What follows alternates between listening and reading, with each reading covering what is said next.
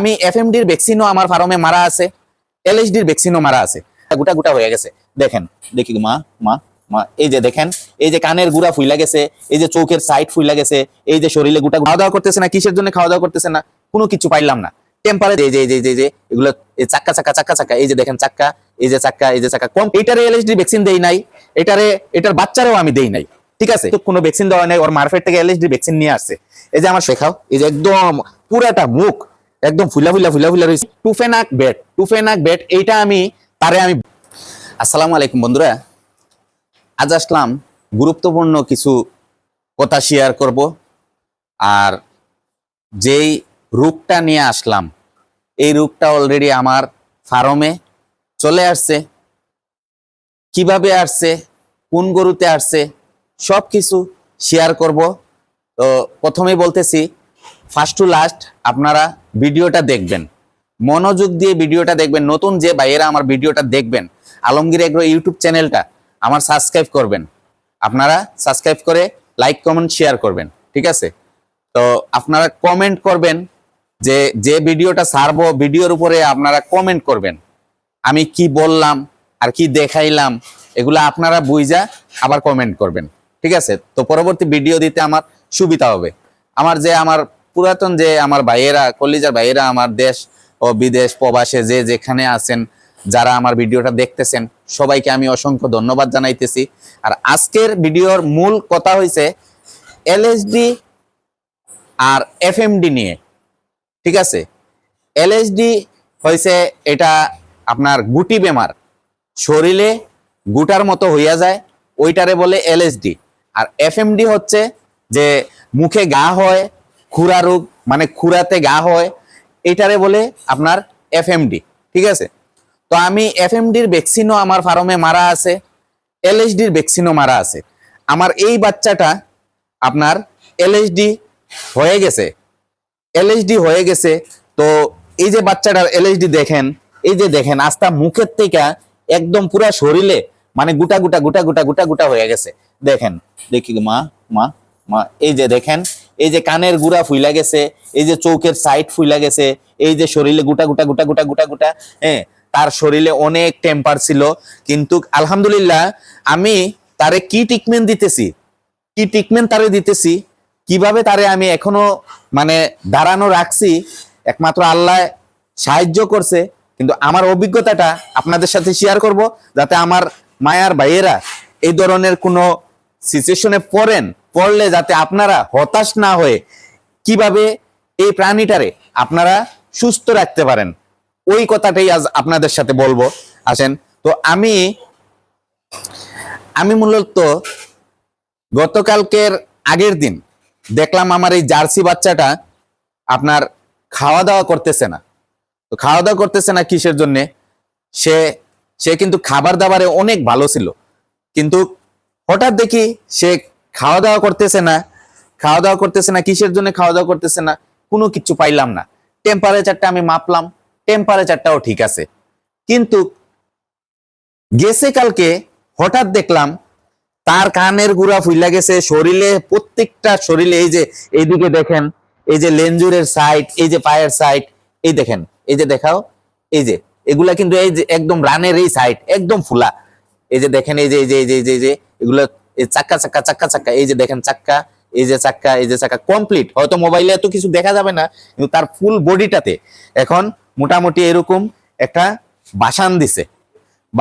এখন এই যে এলএসডিটা চলে আসছে, কিভাবে আসলো? আমি তো ভ্যাকসিন দিছি, আমি তো এফএমডির ভ্যাকসিনও দিছি, এলএসডির ভ্যাকসিনও দিছি। আমার ঘরে গরুর সংখ্যা হচ্ছে 14টা, বাচ্চা নিয়ে 14টা। তো এখন কিভাবে আসলো?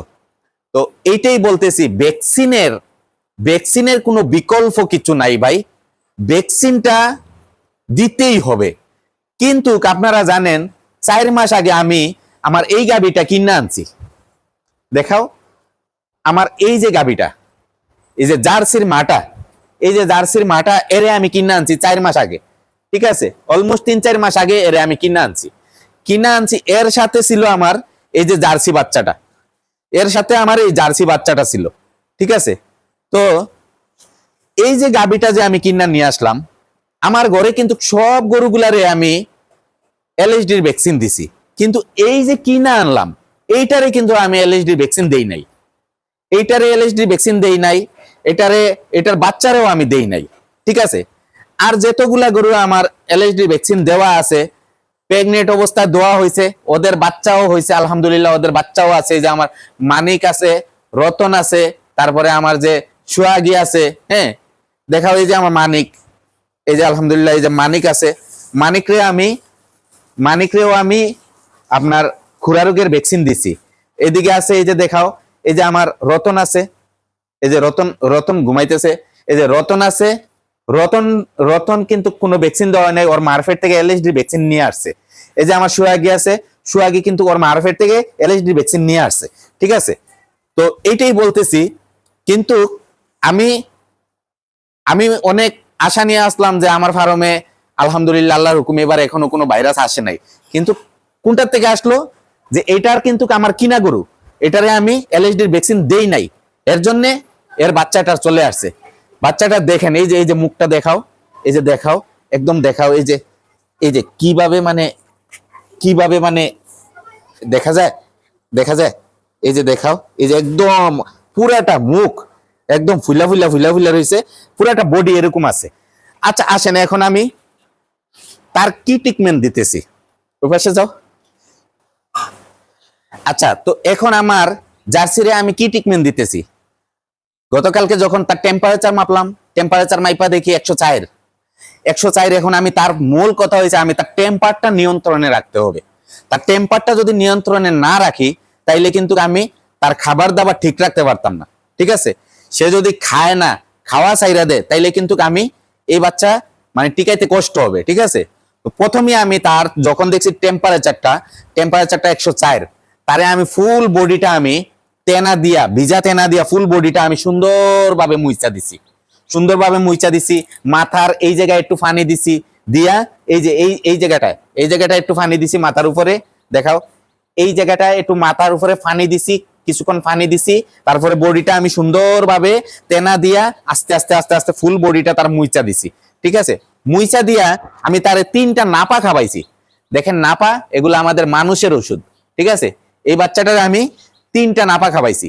3টা নাপা খাবানোর পর তার মোটামুটি শরীরে একটু জ্বরটা একটু কইমা আসছে। তো আমি 3টা নাপা কালকে খাওয়াইছি বিকালে, আজকে সকালে খাওয়াইছি তারে 2টা নাপা, আজকে সকালে 2টা নাপা।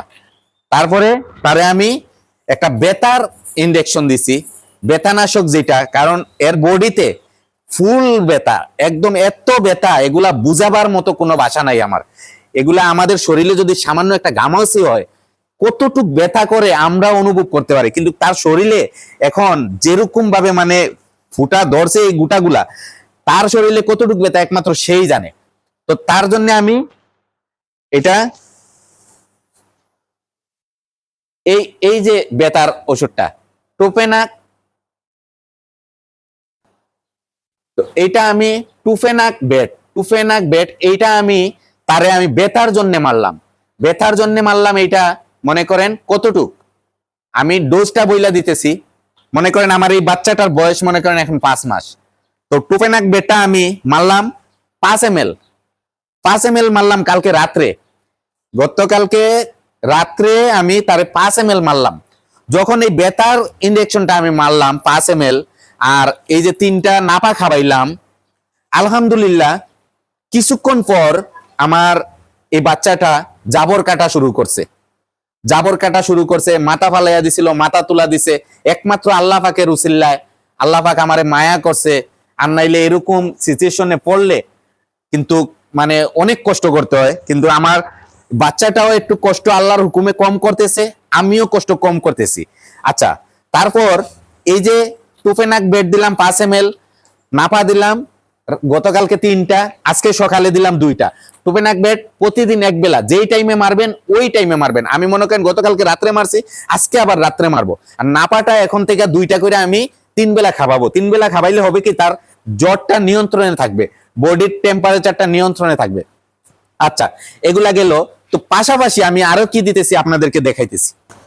পাশাপাশি যাতে তার যখন সে জাবর কাটবে না, জাবর না কাটলে অটোমেটিকলি তার পেটটা ফুইলা থাকবে, পেটটা ফাফা দিয়ে থাকবে।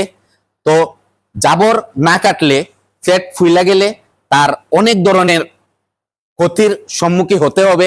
এর জন্য দেখেন এখানে আছে একটা হজমি বেট।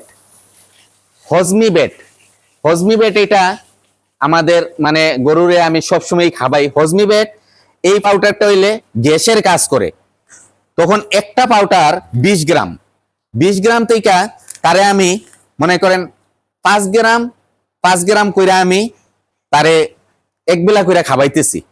তো একবেলা করে 5 গ্রাম করে যদি আমি খাবাই তারে, মানে একটু একটু দিতেছি, তাতে তার রুমিনিতে যাতে গ্যাস না হয়। হ্যাঁ, আর এই হজমি বেটের সাথে আমি দিতেছি কি জিঙ্ক।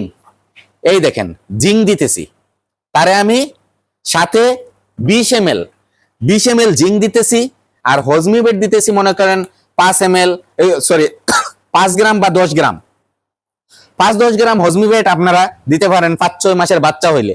ঠিক আছে, হজমি বেটটা দিলে তার পেটটা ক্লিয়ার থাকবে, তার ভিতরে গ্যাস হবে না, জাবর কাটতে পারবে, জাবর কাটলে তার শরীর সুস্থ থাকবে, তার সবকিছু সুস্থ থাকবে, তার খাবারটা আবার ঠিক থাকবে।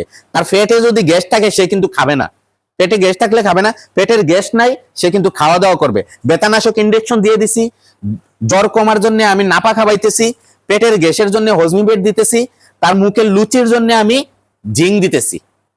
ঠিক আছে, তো আমার ভাইয়েরা, আমার বোনেরা, আমার যে মায়ের কলিজার ভাই বোনেরা আছেন, আপনাদের সামনে আমি ভিডিওটা নিয়ে যে আসি, আমি আপনারা যাতে আমার কাছ থেকে কিছু শিখতে পারেন এর জন্য এই ভিডিওগুলো নিয়ে আসি।